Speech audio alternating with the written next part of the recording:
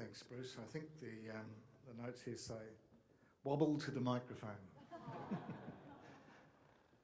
Some years ago, I was given profound advice by one of the most inspirational leaders of the civic agenda in the world, a man called Bob McNulty, President of Partners for Livable Communities in Washington, DC.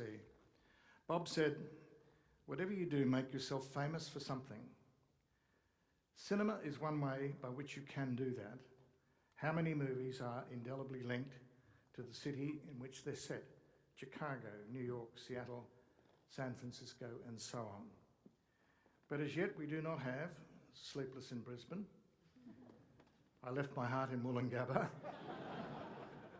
From Paddington with Love, or An American in Pullenvale. Film events have made cities famous. Venice, for example, and Cannes and Berlin.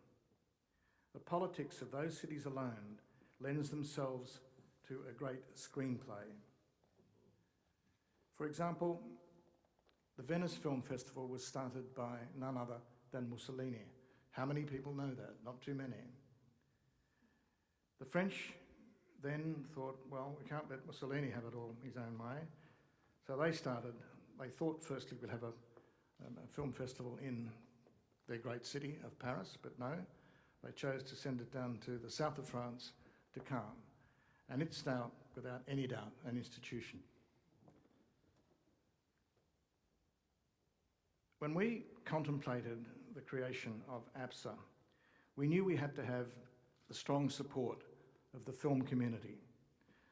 We needed to have face-to-face meetings with the major producers, the writers, and the film organisations. And they all aspired to one thing, a level playing field. A level playing field that would compete with the Oscars, the Golden Globes, the BAFTAs, the Venice Film Festival, and the other major awards around the world. As you may know, and this was a real breakthrough for us, at Cannes this year, we announced a formal alliance with the European Film Awards. The European Film Awards cover 39 countries in the European region. They're now formally aligned to APSA. That is of great significance, not just to us diplomatically in the film world, but from a practical point of view, in that our filmmakers will now have a line through to some of the finest filmmakers in the world. And I'm hoping that you will see one or two of those great European filmmakers here in November when we stage the events. If anything, in those days, we underestimated the support that we would receive. However, one person who didn't underestimate was Governor Penelope Wensley. It was her idea to take APSA to UNESCO and promote it to them.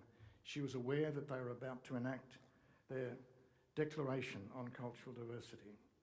Prior to that, she was High Commissioner for our government for Australia in India.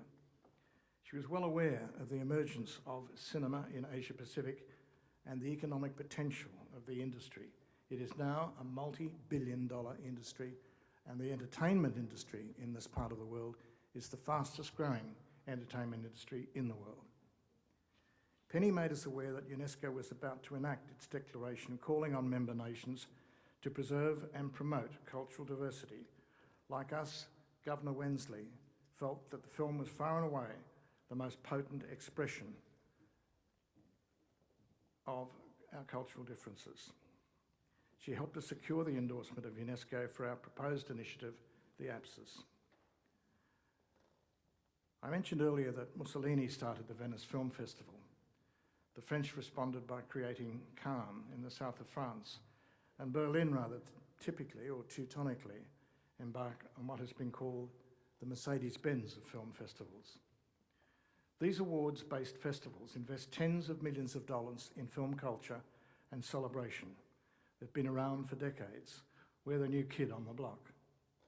We'd like similar longevity for APSA, and we wouldn't mind a few $1 million if there are any to spare. Lord Mayor Quirk, if you can do that for APSA, we'll make a movie about you. Lord Mayor Graham Quirk.